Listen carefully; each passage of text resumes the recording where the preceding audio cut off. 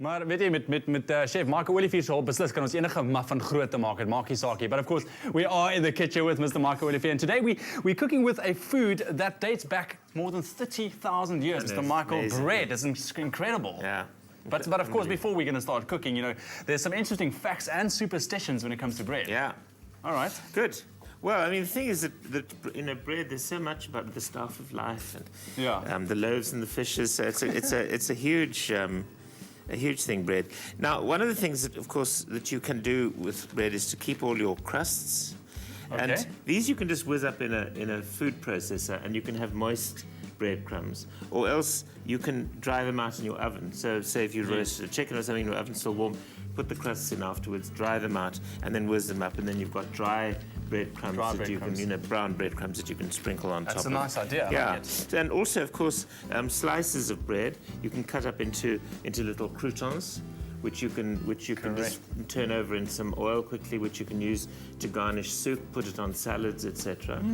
And bruschetta, that's the other lovely thing. You can take a cookie cutter and you can cut some rounds of bread and then just brush with garlic. Olive oil. Nice. Pop them into the oven, and then you can put crispy things on top. You can put sort of chopped tomato and sweet basil, snook pate, or you know, maybe a smoked mussel and some mayonnaise or something as a little sort of. Sounds mouthful. It's such a versatile food. It is. That's what I like about bread. Yeah. But here you have a piece of bread in a bag of marshmallows. Yeah. What's going on there? You know, marshmallows sometimes go sort of hard. It goes stale, yeah. Yeah, and then if you just pop a slice of bread in there. Are you serious? Yeah. It works? That softens them up. Same with your biscuits. You know, if you've overbaked your biscuits a little bit and they're just slightly too crunchy, you just put a slice of bread into the jar and it'll just soften them up a little bit. That's incredible. Yeah.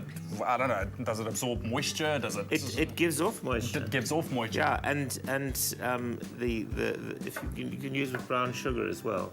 That's very interesting uses. But what about some of the superstitions? Because I heard there's quite a few out there. Yeah. Well, what is it? The one that I like most is if you find a hole in a loaf of bread, there's going to be death in your family. But I suppose as long as it's not a ciabatta that you're cutting, you're going to find a lot of holes in that one. You lose a whole raft. Because I've heard about the owl sitting on the roof one. You know, the owl sitting on the roof, the eldest will die. It's very, very sad. But I mean, a hole in the bread. Yeah, really? Absolutely. And then the other one is putting a slice of bread in your mouth while you're chopping onions so that your eyes don't water.